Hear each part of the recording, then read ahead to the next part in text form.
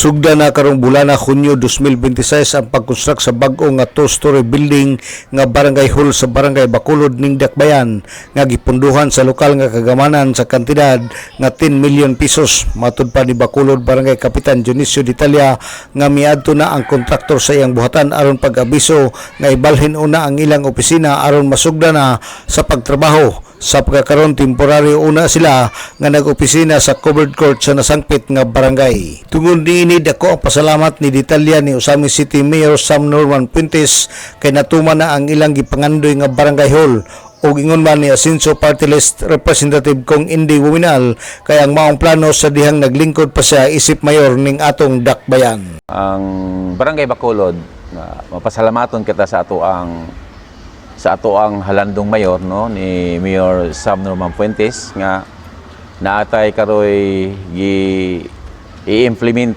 yun ni karong bulana nga barangay hall na akong barangay hall no mo na nga ikaw swerte ka kay anhi karon kay maogi pagbalhin na mo adtong Lunes kining amo ang gamay kay temporary nga opisina. Kay amo nang gibakante ang amo ang covered court. Mao na nga ang ato ang mayor, salamat kayo gyud mayor nga ang ako ang barangay masugda na gyud ang maong barangay hall.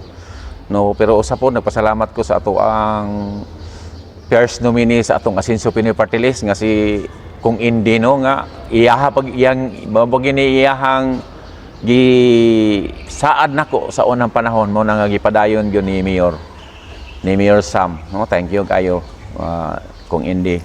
Si Bacolod Barangay Kapitan Dionisio Ditalia kung matapos na unya ang maong proyekto anha diha ipahimutang ang buhatan sa Barangay Kapitan Session Hall, opisina sa senior citizen ug uban pa. Alang sa DXDD Radio Kampana ang radyo sa simbahan, 45 Dudong Bargamento, muduyog sa ika-75 nga jubileo sa simbahan sa Archdiocese sa Osamis Danag sa Dakbayan.